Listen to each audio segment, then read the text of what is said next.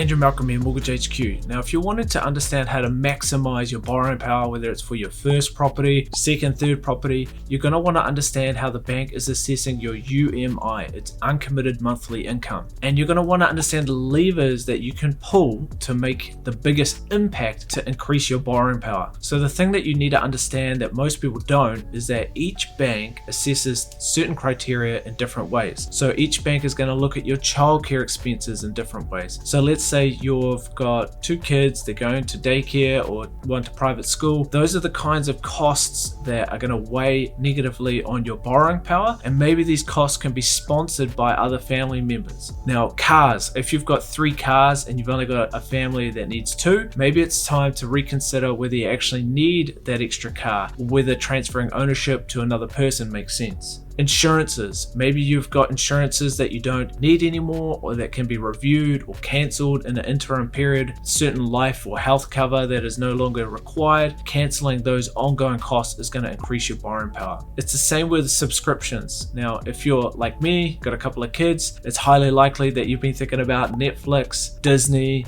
YouTube, Spotify. These subscriptions really start to add up, and maybe it's time when you're looking to get a pre-approval or buy a property that you can go back to the free versions and maybe stick with some downloaded movies instead of paying for those monthly subscriptions, especially if you're serious about applying for a mortgage. Memberships, gym memberships, club memberships, maybe it's time to review the actual need for these or to streamline them into like a family membership. Any ongoing costs around that is going to bring your borrowing power down. KiwiSaver contributions is another one. Now, your company is going to be contributing towards your KiwiSaver, but maybe you are as well. If you want to increase your borrowing power, maybe you want to minimize your KiwiSaver contributions, and this is going to give you extra surplus each month. Now, this is going to be very dependent on how big your deposit is, so you're going to want to get advice from one of the mortgage or wealth advisors we've got around this, because sometimes it's even a matter of increasing your KiwiSaver contributions to build up the deposit as big as we can, and then actually minimizing it. And if you've got any car loans, credit cards, personal loans, you've got any debts of a secondary nature, unsecured or secured, you're going to want to look at ways to minimize your debt expense, and whether that's through paying it off or whether it's refinancing or restructuring it onto a longer repayment term so that your monthly expenditure for that goes down. That's going to increase your borrowing power. Now, these are just some of the tips and tricks that mortgage advisors use to help their clients maximize their options, and you need to understand that each bank and each lender is looking at these things in different ways, and that changes all the time. So whereas you might be with ASB and ASB is the best bank for you right now, it might be that, for example, in a month or two, Westpac's actually the best bank because they have changed their internal criteria for measuring and calculating